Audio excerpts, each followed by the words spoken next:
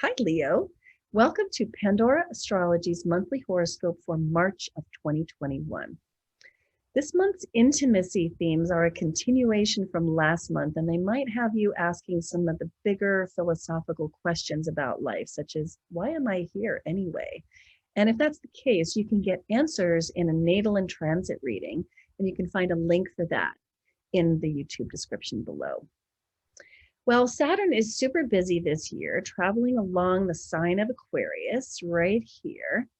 And that is a place where it loves to be, which is wonderful.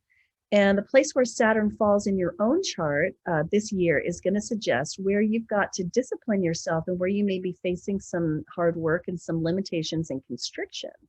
And for you, that's most likely going to be the 7th house. It might also be the 6th house, so I'll just say a brief thing about that. But if Saturn is in your 7th house this year, this means that you're really having to work hard on your relationships. And being a partner and having a partner might feel like harder work this year, and you might feel lonely as a result of that. But it's hard. It's a hard time that will respond to the efforts that you put in. So put in some good effort, and you will find your relationship is improving. Now, if Saturn is in the 6th house for you, which is very possible if you have Leo rising, then you're going to find that things are tough on the job front. Maybe it's hard to get a job. Maybe your relationships with coworkers are being a struggle right now. Or maybe it's a lot of work to put some systems into place to make things run around work and be organized. But whatever the work is, this is work worth doing, and it will submit to your efforts. So you might want to get on it. You can find out more about Saturn's passage through Aquarius in our 2021 news playlist on our YouTube channel, Pandora Astrology. So Julia has some great stuff for you about Mars and Mercury and Venus. Julia, you want to take it away? Sure do, Jamie. Hi there, Leo. So I'll begin with Mars. That's the planet of action, activity, and wherever we have it is where we could run into some conflict. So at the very beginning of the month, March 3rd, Mars jumps into your 11th house. And this is the house of friends and groups that you're a part of, such as any clubs, societies, recovery programs, professional associations, sports, that type of stuff.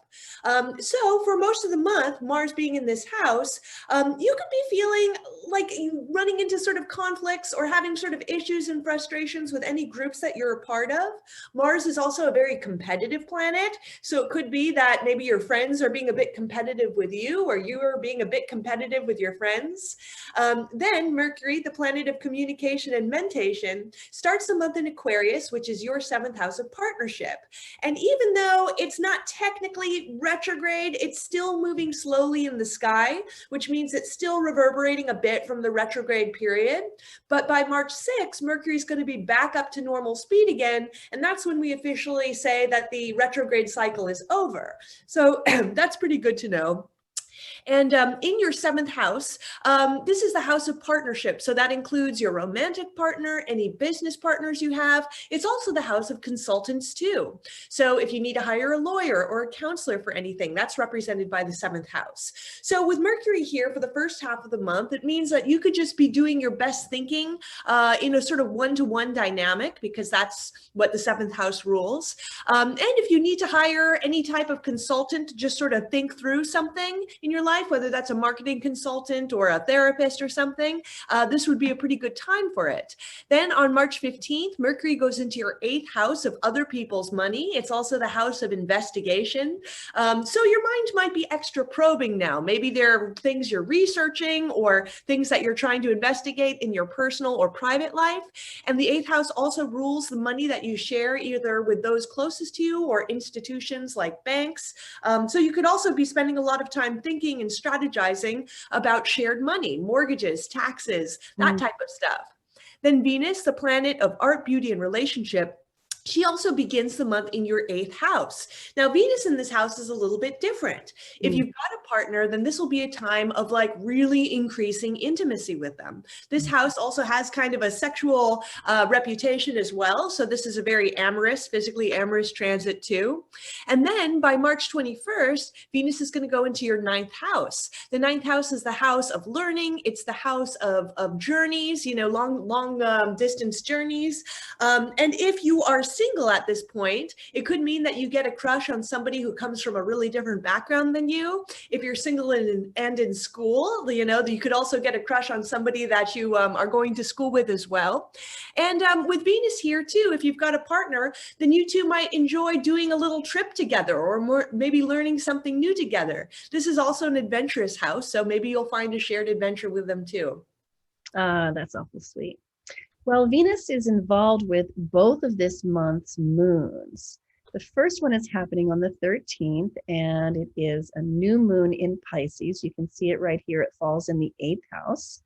We've called this one Dreams of Partnership because the Pisces theme is about dreaming, and then Venus's involvement, plus also a square to Juno, brings in a lot of themes around relationship, partnership, love, connection, and bonding, which is especially true for you because of this falling in your 8th house of bonding. So Dreams of Partnership is the theme here, and a new moon is a really good time to plant seeds. So this is a really good time to plant some seeds. I guess they could be conceptions as well, right? Literally, physically. But it's a really good time to plant some seeds in the intimate realm in your relationship that can flower and blossom. And, you know, they may just be dreams at first, but they can come to pass eventually. So then later in the month, we have on March 28th, we have a full moon, which is in Libra, and that falls in your 3rd house. The sun sits there in the 9th house, and Venus is there with the sun and with Chiron. So Venus is involved in this moon too. And so we call this one Love and Healing because Venus brings the themes of love and Chiron brings the themes of healing.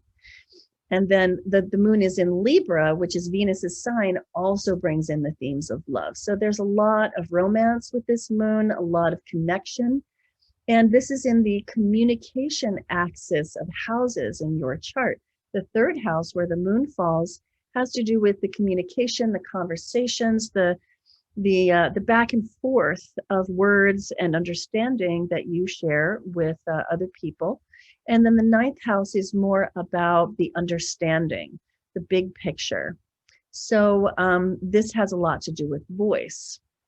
So this is a really good moon for expressing your voice in ways that will be healing to your connection, ways that will be loving in your partnership. So now Aries season begins, and this is of course the equinox on March 20th when the sun moves into Aries. And this isn't just the beginning of a sign.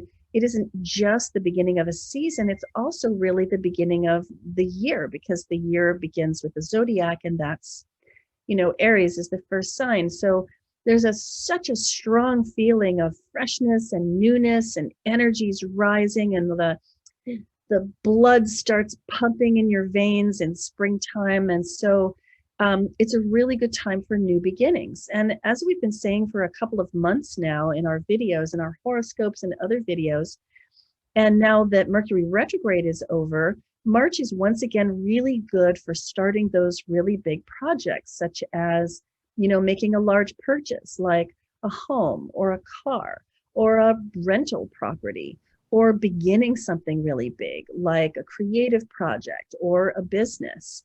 And part of the reason for this is that there are a few obstacles right now because none of the outer planets are retrograde right now. If you look at the chart, you can see that.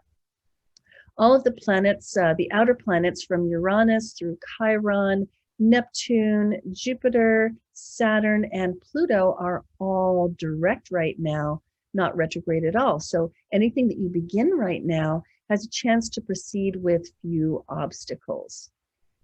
And so I want to leave you with a quote from Goethe, which you've probably heard before, but right now is a really good moment to trot this one out. Whatever you can do or dream you can, begin it. Boldness has genius, power, and magic in it. So this is the season to sprinkle a little fairy dust on whatever it is that you want to grow and expand this year. So that's what we have for you today, Leo. I hope you enjoyed it. You can always find your horoscope on our YouTube channel, Pandora Astrology, or on our website, pandoraastrology.com. And on our website, you can also find the monthly forecast, and you could get a reading with either of us or even join a class. And until next time, we'll see you around the cosmos. Bye. Bye-bye.